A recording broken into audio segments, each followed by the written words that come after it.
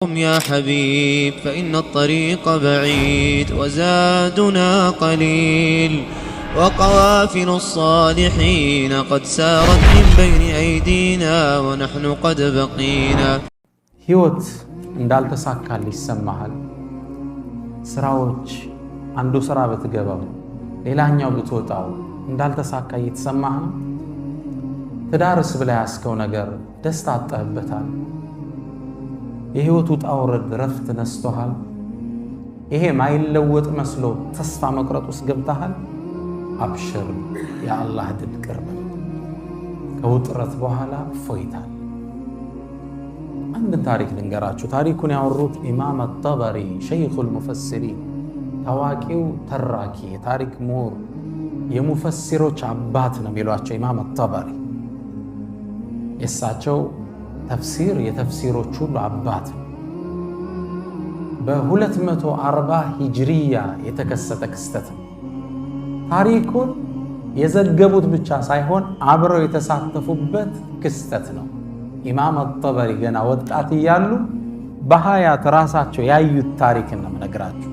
መጽሐፋቸው ላይ የዘገቡት በዘመነኛ ብዕር አሊ ጠንጣዊ የዘመኑ ዓሊሞች ውስጥ አንዱ ረሂመሁላህ ይህን ታሪክ ቅሰቱል ሒዛም ያሰፈሩት ታሪክ ነው የምተርክላችሁ።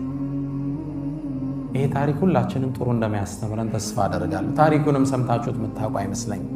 ከ1200 ዓመት በፊት የተከሰተ ነው። ኢማም አጠበሪ ታሪኩ እንዲጀምሩልናል። ሰውየው የታሪኩ ባለቤታችን ስማቸው አቡ ግያት ይባላል።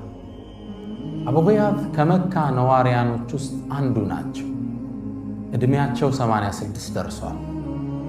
እርጅና ተጫጭኗቸዋል። ለ50 ዓመት ያህል በችግር ህይወትን ገፍተዋል። 4 ልጆች፣ 2 ሴት እህቶች፣ ባለቤታቸውና የባለቤታቸው እናት አብረዋቸው ይኖራሉ። 8 ሴት ልጆች፣ እሳቸው 9ኛ። 4 ልጆች፣ 2 እህቶች፣ የሚስት እናትና ሚስት፣ 8 ሴቶች፣ አቡ ግያስ አንድ ግለሰብ። ለነዚህ ሁሉ 8 ሴቶች ተጠሪና ተጠያቂ ማናቸው? ይህ የ86 ዓመት የዕድሜ ባለጸጋ። ረመዳን ነበር ወሩ 240 ሂጅሪያው ላይ። አቡ ግያስ ትናንት ያለ ምግብ ነው የጾሙት። ዛሬም እንደዛው ለመጾም ተገደዋል። ሱብሒ ከሰገዱ በኋላ ባለቤታቸውን ጠሩ። ያሉ ባባ አሏት። መጣች። ላይ ለብሳ የነበረችውን ልብስ ሰጠቻቸው። እሱን እየተቀያየሩ ነበር የሚሰግዱት።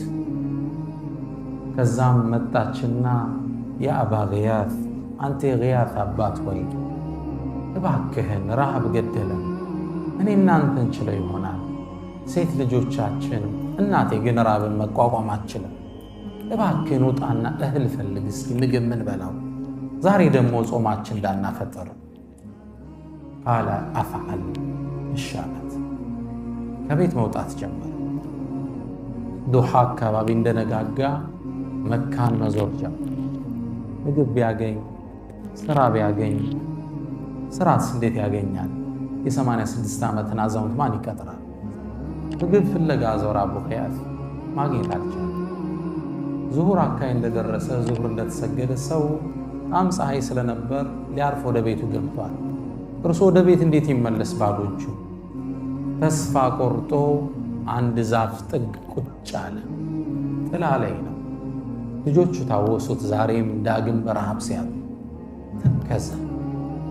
ከዚህ ኑሮ ብሞትስ ምን ነበራል? ኑሮ ነው እንዴ የምኖረው? ይቺ ህይወት ናችን ምን ልጨምርልኝ?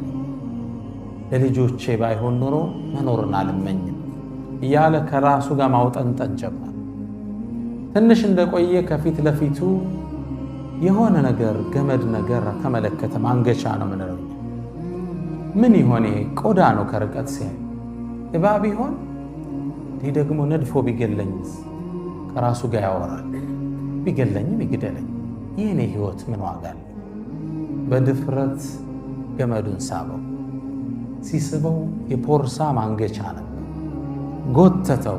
ከውስጥ ጥቁር ክብ ነገር ወጣ። ሳበው፣ ወጣለት። ምንድነው እዚህ ውስጥ ያለው? ምግብ ይሆን? በድግ አድርጎ ሲያወዛውዘው የበርካታ ሳንቲሞች ድምፅ ሿ ሿ ሲል ተሰማ። ምን ይሆን? ቦርሳውን ከፈተው። ነጫጭ የወርቅ ሳንቲሞች ነው። በደስታ ፈነደቀ። ልጆቹ አዳዲስ ልብስ ሲለብሱ ታየ። ጠግበው ሲበሉ ታየ። ከ50 ዓመት በኋላ ፎይታ መጣ ብሎ ፈነደቀ። በዚህ ስሜት ውስጥ እያለ አንድ የሸሪዓ ሕግ ትዝ አለ። ሁክሙል ሉቀጣ፣ እስልምና የወደቀ ዕቃ ላይ ያወጣው ሕግ አለ። እሱን ታውቃላችኋል። መንገድ ላይ ሞባይል ስታገኝ አንስቶ መሄድ አይደለም። በእስልምና ሕግ አለ። ዕቃ ወድቆ ካገኘ ሸሪዓው ምንድን ነው የሚለው? ያን ዕቃ ዓመት የጠፋው እያልክ ማስተዋወቅ አለ። ከባድ ነው። ሙስሊም ያልሆኑ ወገኖች ንብረታቸውን ለመጠበቅ ባንክ ላይ ወስደው ነው የሚቆልፉ። የሙስሊሞች ንብረት ግን ጠባቂ ማን ነው? ሁሉም ሙስሊም። ይህ የእስልምና የሸሪዓ ምጥቀት ነው የሚያሳይ።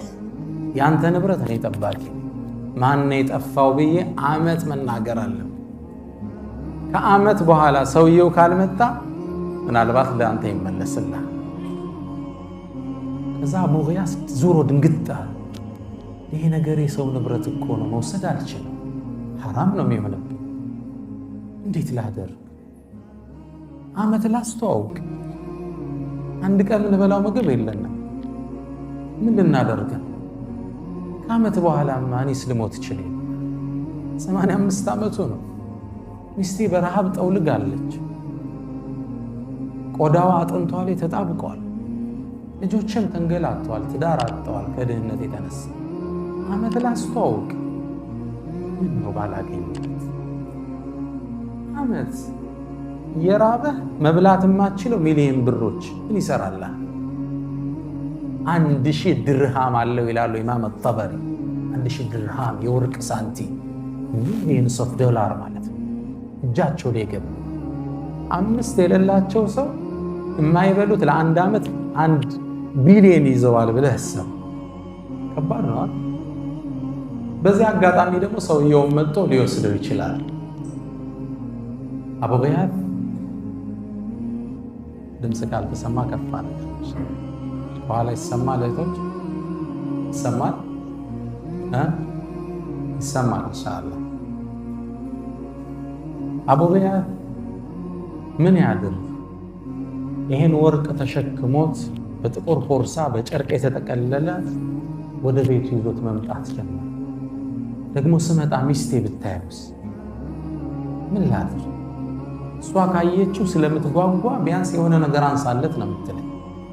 እርቦና እንደምንም እሷን ሳያሳይ ደብቆ ለማስገባት ወስኖ በፎጣው ጠቀላሎ ቤት ተሾልኮ ሲገባ ባለቤት ተጠየችው። የአባ ጊያስ ማጃአ ቢክ፣ ምን አመጣ? ምንስ ይዘህ ነው ከኋላ አለችው። አይ እንዲሁ ነው አለ። ኧረ ምን እንዲሁ ይዘሃል? የሆነ ነገር እየታየ። አይ እንዲሁ ነው። እስኪ ልየው፣ ምን ደግሞ አመጣ? የሚበላ ነው ምንድን ነው? አሳየኝ። መዋሸት አልፈለገም። አላህን ፈሪ ነበር። እቃውን ካስቀመጠ በኋላ ቁጭ አርቆ ያ ሉባባ፣ አንቺ ሉባባ፣ ሳላስበው 1000 ድርሃም አገኘ። አስደንጋጭ ነው ለሷ። በህይወታቸው አይተው ታያውቁ እና ግን የሰው ነው። እንዴት የሰው ነው? አላህ ያመጣልህ ሪዝቅ አይደል እንዴ? ሚስት ደግሞ ገባች። ጀሊሉ እግር ላይ ያመጣውና ይሄ የሰው ንብረት እኮ ነው። ይህ ሰው ይባላል እንዴ? እርቦሃል እኮ ልትሞት ነው። እርቦና ልንሞት ነው። ሰው ሲቸግረው ሐራምስ መጠጣት ይፈቀድለቴ? በረሃ ላይ እየሄደ ከኸምር ውጭ ሊሞት ብሎ ውሃ አጥቶ ኸምር ውጭ ሌላ ካላገኘ እሱን እስልምና የግድ ይፈቅድለታል። ልትሞት እኮ ነው። ለአንተማ ሐላል እኮ ነው ይሄ። እንዴ ትንሽ ዘገና አድርግና ህይወታችንን ለውጠው እንጂ በጭራሽ 50 ዓመት ሙሉ ወዴ ሐራም ሳላስገባ በ86 ዓመት ወዴ ላስገባ ነው። ሉባባ ጥያቄው እንዳታነሸዋል አይደለም ማንሳት ለልጆች ለሰው ብትናገሪ እኔና አንቺ አብረን አልኖር። ይሄን አቋሜ ነው ያለት። አቋማቸውን ታቅ ነበር። ደንግጣ እሷም ስብስብ አለች። ታዲያ ምን እናደርግ? ልውጣና እስኪ ሰውየውን ልፈልገው፣ ካገኘሁት ባይሆን ያገኘሁበትን የሆነ ድርሻዬን እወስዳለሁ። እሷም ተስማማች። አቡ ጊያድ ሰውየውን ፍለጋ ወደ ካዕባ ወጣ። ኢማም ጠበሪ ወጣት ሆኖ ታሪኩን ይነግሩናል። አንዴ አንድ ሰው መካ ውስጥ ካዕባ ጥግ ቆመ። የኹራሳን ሰው ነው። ቆመና አዩሃናስ እናንተ ሰዎች ሆይ በፖርሳ 1000 ድርሃም ወድቆ ያገኛል እንዴ? እባካችሁን መልሱልኝ፣ አጅራችሁን አላህ ዘንድ ታገኛላችሁ ይላል። ይህን ሲል ሁላችን አዳመጥን። አንድ በዕድሜ የገፉ አዛውንት ወደ እርሱ አቀር። ከዛም አንተ ኹራሳኒ ሆይ አሉት። ማን ነው የመጡት? አሁን አቡ ጊያድ ነው የመጡት። ሰውየውን አገኘ። አንተ ኹራሳኒ ሆይ ወርቅ ጠፋ እንዴ? አዎ። 1000 ድርሃም? አዎ። ታዲያ እኛ እኮ የመካ ሰዎች ቀሊሉ ዘርዒ እኮ ወቀሊሉ ዘርዒ አዝርዕታና ምርት ታውቀዋለህ። እርሻን ዘራ፣ ደረቅ ነው መሬታችን፣ ዝናብ አናገኝ። ከብቶች ደግሞ አልበን የምንጠጣው የለም። ወቀሊሉ ልመዋሲሚ ደግሞ ሐጅና ዑምራ በዓመት 2 አንዴ ነው የሚመጡልን። በዛ ነው ከሰው የምንጠቀመው። ስለዚህ ምናልባት ያገኘው ሰው ችግረኛ ሊሆን ስለሚችል 1/10ኛውን ሰጣለሁ ብለህ እኮ ብትናገር አምጥቶ ሊሰጥ ይችላል።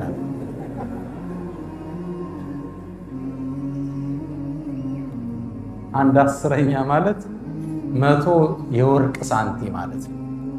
ችግሩ እንዳያታለው እንደምትሰጠው ሲያቅ ሊያመጣል ይችላል። ሰውየው ዞር አለና ያ አባ አለች። ያኔ አበቲ ማለት ነው። አባ ሆይ ላነፋል፣ ይህንማ እናረግ፣ አላህን ከፈራ ያመጣው እኛ የምንሰጠው ነገር የለም አላቸው። ቅስማቸው ስብር። ወደ ቤታቸው ተመለሱ። ወደ ቤት ሲመለሱ ኢማም ጠበሪ ተመልከቱት፣ አክቲቭ ነበሩ። ያሁን ሰለፍ ሲባል ጥሩ ስዕል የለንም አእምሮችን ውስጥ። ሰለፍ ማለት አክቲቮች ማለት ነው፣ ስማርት ናቸው። ኢማም ጠበሪ ምን ይላል? ይሄ ሰውዬ የገንዘቡን ያገኘው እሱ እንደሆነ ተረደዋል። هذا شيخ المفسرين ምን አይነት አክቲቭ ቢሆን። ያሁን ይሄ እስመ ሰለፍ መዝሉም ነው፣ ተበድሎ። ሰይድና አሊ ጦርነት ላይ ወጡ። ጦረኛው በጣም ኃይለኛ ነበርና ሊጋጠማቸው መጣ። ሊፋለማቸው ነው ፊት ለፊት። አሁን እንዴት ያሸነፉት? በጣም ሊያደክማቸው ና ግጠመኝ ሲላቸው ብቻህን ነው እንደምትመጣው? አሰልፈ ነው እንደምትመጣው? ብቻህን እንደመምጣት አሉ። እኔ ወንዱ ብሎ ዞር ሲል አንገቱን ቀጭ አለ። እኔ ጋር ናቸው። ምን ነው አልሐርቡ ኺዳ፣ ጦርነት ላይ ቴክኒካዊ ማታለል ይፈቀዳል። ግልጽ ነው አይደል? ጀግና ነኝ ብሎ ተነፍቶ ነው የመጣውና አመዛዘዙ ምናምን ሲያዩት ሲሪየስ ነው ሰውዬ። ከዛ ሲስተም ፈጠሩ። አክቲቭ ነበሩ ሰይድና አሊ ረዲየላሁ ተዓላ ዐንሁ። ታዲያ ብቻህን አትመጣም እንዲያሰልፈ ነው አሉ እኮ እኔ ብሎ ዞር ሲል ቀጨም አረጉት አንገት። ሰለፉ ሷሊህ ሲባል አራዶች ማለት ነው። ሰለፍ የሚለው ስም መዝሉም፣ አክቲቭ ነበሩ፣ ስማርት ነበሩ፣ ስትራቴጂስት ነው። ለዛ ነው ሮማን ኢምፓየርን ፐርሻ ኢምፓየርን ደምስሰው የጣሉት። የዓለም ምጡቅ አገሮችን ሀያላን አገሮችን ማንበርከክ የቻሉት ስትራቴጂስት ነው። አናቱል ቅጢ ወወትበቱል አሰድ ነበር የኻሊድ የጦር ስትራቴጂ። አሁን ዓለም እያጠናው ያለ የኻሊድ የጦር ስትራቴጂ አናቱል ቅጢ ወወትበቱል አሰድ። እንደ ድመት ተረጋግተህ ታይና እንደ አንበሳ መውረር ማለት ነው። ኢማም ጠበሪ ስማርት ነበሩ። ይሄ ሰው ብሩ እንዳገኘው ጠረጠረ። ለራሱ እያመቻቸ ነው ብዬ አሰብ። ወደ ቤት ሲመለስ ለማረጋገጥ ተከተልኩት አሉ ኢማም ጠበሪ። ስከተለው ገና በሩ ጋር እንደደረሰ ያሉ ባባ እያለ ገባ ወደ ሚስቱ። እሺ ያለች፣ ሰውየውን አገኘው? አዎ አገኘሁት እኮ። ተስማማ ባልከው መስፈርት? ባክሽ አልተስማማ ዛሬም ጾም ማደራችን ያ አቡ ገያት አለችው እነዚህ ሴት ልጆች በረሃብ ይሞቱ እንዴ እናቴ በረሃብ ትሙት እንዴ ትንሽ አንሳለት ተቸግራል ለምንድን ነው ማታነሳው አንተ እኮ ሙጥርነ ተጨንቀሃል አላህ ይፈቅድልሃል ደግሞ ወቅ አለችው ልቡን ስታራ አላህ ባስከው ብር ብቻ ሳይሆን በትክክል ባለመገብካቸው ልጆች ይጠይቃል አለችው ጥሩ ማንት ነው አለ ልክ ይሄን ስትለው ይላል ኢማም አጠበሪ ከርቀቱኛ ያለዋል ትክዛሉና አቡ ገያት ተስፋ ቆርጠው በነጩ ጺማቸው ላይ እንባስ ይወርዳየዋል አይበላው የአላህ ቅጣት አይተው ልጆቹ በረሃብ ሊያድሩ ከዛም ስሜታቸውን ዋጥ አድርገው ፊታቸው ተቀይሮ ላ ያሉ ባባ ትግስት አድርጊሉ ባባ ከጭንቀት በኋላ ፎይታ ይመጣል አላህ ይተወንም ተይሉ ባባ ኢማም አጠበሪ ይህን ስሰማ ተመለስኳል በሁለተኛው ቀን ያ የኹራሳን ግለሰብ አሁንም ቁሞ ይጣራል ምን ይላል አዩሃል ሁጃጅ እናንተ ሐጃጆች ሆይ 1000 ወርቅ ሳንት ያገኛል እንዴ አላህ ምንዳውን ይክፈለው እባካችሁ ስጡኝ ይላል ከዛም በሁለተኛው ቀን ይህ ሼኽ መጡ ይላል ኢማም አጠበሪ ረዲየላሁ ተዓላ መጡና አንተ ሰው ሆይ ግን አንድ እኮ ነግሬ አልሰማይ ብለህ ሰው የሚበላው የለው 1000 ወርቅ ሳንቲ ስትል የት አምጥቶ ይሰጣል ትንሽ እኮ ብታረግለት አላህን ፈርቶ ይሰጠናል ምንድነው ማረግለት ባይሆን ቀደም አንድ 10ኛ ነው አሁን 100ኛ አድርግለታል 100ኛ ስንት ነው 10 የወርቅ ሳንቲም አቀድም 100 እሱም ብታረግለት ይሰጣል قال لا يا بابا እሱም ለምን እንዲህ ጠንከር እንዳለው ኋላ ታሪኩ ይገባቸው ይሄንማ እኛ እናደርግ አላህ የሚፈራ ከሆነ አጥቶ ይሰጠኝ አላህ የማይፈራ ከሆነ እዛው ሰዓቱን ይቻለው አላቸው ተስፋ ቆረጡ ወደ ቤት ተመለሱ መንገድ ላይ ወዳድቀው ባገኟቸው ቴምሮች እርሳቸውና ሴት ልጃቸውን ይዘው ጾማቸውን ፈቱ ከባድ ነው 1 ቢሊየን እጅ ላይ ተቀምጦ መካ ላይ የወደቀ ቴምር ፈልገ ማፍጠን ትልቁ ትምህርት ይሄ ነው ሐቂቃ እኛ ትንሽ ኑሮ ውስጥ እናወጥብን ስራ ልመቻች ሲል ሰው ወደ ሱስ ይገባል ተስፋ ይቆርጣል ፌስቡክ ላይ ቻት ላይ ይገባል ማዕቃትን ሴት ያማልላል ይሄ ሙስሊም ባህሪ ነው ችግሮች ሲመጡ ያልፋል ይነጋል ከሙእሚን ተስማው ቀደም በቀራልን ወንድማችን አያት ላይ አለይሰ ሱብሑ በቀሪብ ነው የሚለው አላህ ንጋቱ ቅርብ አይደለም እየነጋ ታሪክ እየተለወጠ ያችን ቴምር በልተው አፈጠው በበነጋው 3ኛው ቀን ላይ ይሄ ሰውዬ ቆመናውን ኹራሳኑ ተጣራ ንብረት ያገኛል እንዴ ስጡይ ብሎ ተጣራ አሁንም ይላል ኢማም አጠበሪ ነው የሚዘግበው አሁንም የሼኽ ተነሱ አቡ ገያት መጡና አንተ ሰው ወይ ትናንት ነግሬህ እኮ ነበር 100 አልኩም ቢያል ለራሳቸው የሚደራደሩ ነው ይመስል 10 አልኩ አልተስማማ ባይሆን 1 የወርቅ ሳንቲ ስጠውና ይመልስልህ ይሆናል በዚህኛይቱ ፍየሎች ገዝቶ ወተቱን ይጠጣል በግማሿ ደግሞ ሐጃጆችን ማጠጫ ገዝቶ እሷን እያከራየ እያጠጣ ክራይ ይሰበስባል 1 የወርቅ ሳንቲ ስጠዋል ሰውየው እንደሚስማማት ተጠብቃላችሁ قال لا يا بابا ይሄማ ያው አላህን ከፈራ ያምጣል ነዛው አላህ ይተሳሰብ አቡ ገያስ ተስፋ ቆረጡ ናበል ወደ ቤት እንሄዳለን ምንድነው አሉ እስኪ ናየ አንተ ሳንቲ ከሆነ አለ እንደዚህ አዎን አየ አቡ ገያስ ይህን ኹራሳን እየመራ ወደ ቤት አቀና ሲያከና ኢማም አጠበሪ ምን ይላል የታሪኩን ፍጻሜ ማየት አለብኝ ብዬ ተከተልኳቸው። በሩ ሲገቡ ግቢው አብሬ ገባሁ። ልክ ወደ እንትን ጠጋ ሲሉ አብሬያቸው ጠጋለሁ። ከዛ ልገባ ስል ማን አለኝ አቡ ጊያስ። አይ ከመጀመሪያው ጀምሬ ታሪኩን አይቻለሁ ሼህ፣ እንደ ፍጻሜውን ልይ ብዬ ነው እና ገባ ብዬሳቸው ገባው። ከደረጃው ስር ባለ ድንጋይ የተደፈነ ጥቁር ፖርሳ መዘው አወጡታል። በሌላ ጨርቅ ፖርሳ እንዳይመስል በጥቁር ጨርቅ እንደገና ታስሯል። ከዛ ልክ አውጥተው ሲያሳዩት ኹራሳኑ ምን አለ? هذه حزامي ያለ ፖርሳዬ ብሎ ፈነደቀ። ተቀበላቸው። ይህን ክስተት ቤት ውስጥ ስለነበርኩ በበሩ ቀዳዳ ውስጥ ልጆቹ፣ ሴት እህቶቹ፣ የባለቤቱ እናት፣ ባለቤቱ ሁሉም እንዲያያሉ። ምንድን ነው የሚወጣው? ይሄ ሰውየው ፖርሳውን ከፈተና ጭኑ ላይ ባለ ጋቢ ላይ የወርቅ ሳንቲሙን አፈሰሰው። አይናቸው እንዲህ ሲከፈት አየሁ። አመታት ወርቅ አይቶ አያውቁም አይደል? 1000 ወርቅ ሳንቲም ምንድን ነው እየሆነ ያለው? ከዛ ሰውየው እንዲያገላበጠና ይሄ ወርቅ የኔ ሳንቲም ነው ብሎ መልሶ ከቶ ትንሽ ነገር ትጠብቃላችኋል።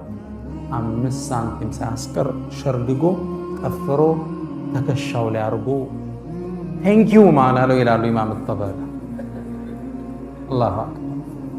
አምስታ ሹክራን እንኳን አላለውም። ተሸክሞ ወጥቶ ሄደ። ሁላችን ደርቀን ቀረን ይላሉ። በዚህ ቃል የሚገልጹ ሴቶቹ ፈበቁ መሽቱ ከላኽናቅ አንገታቸው ተመዞ አይናቸው ፈተው ቆመዋል። እንዴት ደግሞ ያገኘለት ሽማግሌ አንዲት ሳንቲ ወጣት ሰጠው፣ እሱም አይሰጥ። አመሰግናለሁ አባባ ግንባር ሰማት ወጣ። ምን አይነት በኺል! ተስፋ ቆርጠው ሴቶቹ ሲቀመጡ መሬት ውስጥ ሲወድቁ አይ የሚያፈጥሩባት አንዲት ሳንቲ የሚጠብቁ ነው። ኢማም ጠበሪ ይላል እኔ ደግሞ ገና ወጣት ነኝ፣ ስራ የለኝም፣ ትንሽ እንኳን ማፍጠሪያ እንዳልሰጣቸው። አቡ ጊያስ ደርቆ ቁጭ። ከዛም ትንሽ እንደቆየን ከበሩ በኩል የኮቴ ሰማን። ሁላችንም ድምፁ ወደ መጣበት ቦታ ፈጠጠ። ትንሽ ቆይቶ ኹራሳኑ መጣ። ያ ግለሰብ ገባ። የወርቅ ሳንቲሙን ይዞና ቁጭ አለ። አቡ ጊያስ ሲያዩ ደግሞ ምን ቀረ ብሎ መጣ ብሎ ኮስተር አለበት። 5 ሊሰጥ ያልፈቀደ ግለሰብ ምን ፈልገው? እንደምንም ስሜቱን ሲውጡ አየዋቸው ይላል ጠበሪ። ስሜታቸውን ውጠው ዝም አሉት። ማጃ አቤክ ምን አመጣ? ነገሩ ሰፊ ነው አለ። ምንድነው እሱ? አባቴ ሲሞት 3000 ወርቅ ሳንቲ ተወልኝ። ከዛም 1/3 1000 ድርሃሙ ምድር ላይ ላለ የመጨረሻ ችግረኛ ሰው ሰደቃ ስጥልኝ አለኝ። መካ ውስጥ ፈለኩ ላይታች አላገኘው። የመጨረሻ ድሃ ያገኘው አንተን። ታዲያ ይሄ ወርቅ ሳንቲ ለአንተ ነው የሚገባ ብሎ እግራቸው ላይ ጣል። ቅድም የተገረምነውን ያህል አሁንም በደስታ ተገረምና እውነትም አልመሰለም። የወርቅ ሳንቲ ሙሉ ደግሞ አላናገረንም። ወጥቶ ሄደ። ደንግጫለሁ። ተከተልኩት። ላገኘው አልቻልኩም። አቡ ጊያስ ተከትሎኝ ወጣ። ፈለግነው፣ ሰውየው የለም። ከዛ ምን ምንም አልሰራም ብዬ ተሰናብቻቸው ልሄድ ስል እጄን ያዙኝና ቆም፣ አንተ ወጣት ሆይ ይሄን ልብሴን ታየዋለህ? ለዓመታት ሱብሒን ከሰገድኩ በኋላ ለሚስቴ እሰጣታለሁ አውልቄ፣ እሷ ትሰግድበታለች። ለልጆች እሰጣለሁ ይሰግዱበታል። ሶላት ሲጨርሱ እሱን ለብሼ እሄድ ፍለጋ ዞራለሁ። አሁን አላህ ያላሰብኩትን ሪዝቅ ታዲያ ምንድን ነው? አንተን መካፈል አለብህ። ሂዳቸው ምነው ሐዲስ ሰምቻለሁ። ነቢዩ ሰለላሁ ዐለይሂ ወሰለም አንድ ሰው ሳትጠይቁት ሪዝቅ አምጥቶ ከሰጣችሁ አብረው ላሉት አካፍለው የሚል ሐዲስ ሰምቻለሁ ከብን ዑመር የተላለፈ። አንተም መግባት አለብህ አሉኝ። ቤት ውስጥ ገባ። እንደገባነ በደስታ ያሉ ባባ ያ ፉላና መጠራት ጀመሩ።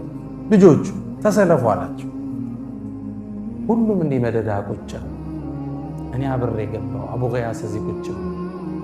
ሳንቲሙ ፖርሳውን ከፈቱና አንዳንድ ሳንቲ ለሁሩ መወርወር ጀመሩ። ሴቶቹ ሁሉም ጋቢያቸውን እንዲያርገዋል። አንድ ሴቶቹ 8 ጠበሪ ስንት ናቸው? 9ኛ። አቡ ገያስ ስንት መጣ? 10። ለ10ሩም አንዳንድ ሳንቲ እየወረወሩ አዳረሱን ይላል። መጨረሻ ፖርሳውን ሲጨርሱ እያንዳንዳችን እጅ ስንት ገባል? 100 ድርሃም ገባ። 10 ናቸው። ሁላችን ያዝ። እኔም ይላል ኢማም ጠበሪ ችምብር ያስኩና ዒልምን ለመፈለግ ተጠቀምኩባት።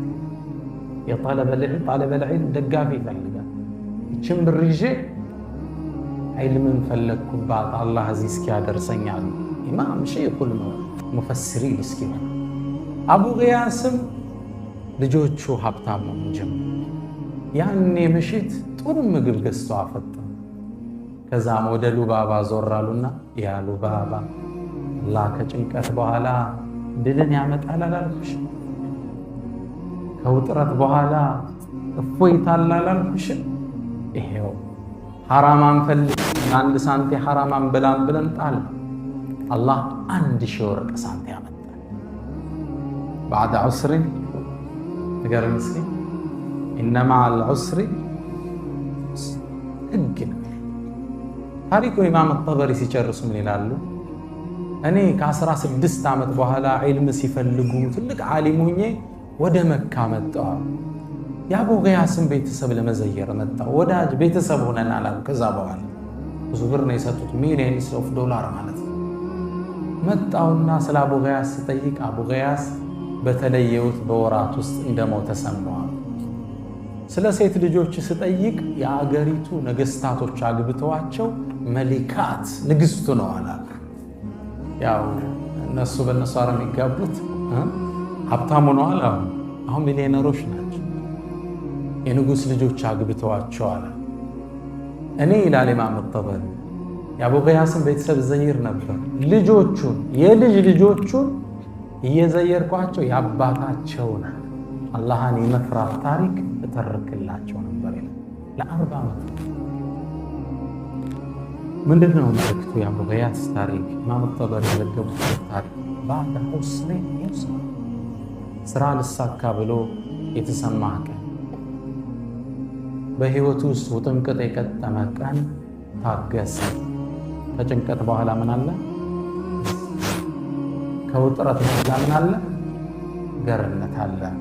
አሳማ ተራ አላ የዱኑ ወአን ተራ ለሁ አመጀን ሚማ አለጀ ቢህ ደህሩ። የትምህርታችን ርዕስ ምንድነው ወዳጆች? ባዕደ ዑስሪን ዩስራ። ምናልባት እስኪ ይህን ወደ እኔ ተመለሱ። የዛሬ 6 ዓመት እዚህ ዳዕዋ ሰጥቻለሁ። ችግሮች አሉ። እነዛ ችግሮች አልፉ ደግሞ ዛሬ ከእናንተ ፊት እንዳዲስ አልተገናኘን። ከጭንቀት በኋላ ምን አለ? እፎይታ።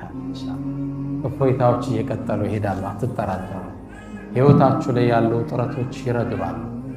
አላህ አላረዝምባችሁም። የ9 ሰዓት እስከ 11 ከሩብ ነው። በሌላ ፕሮግራሞች እንገናኛለን። በሰማነው እንጠቀም ያደርገን። ደሰስ ስናደርጋቸው ስምህ ጠፍቶ ከሆነ ይታደሳል። ስራ አጠ ከሆነ ስራ ይገኛል።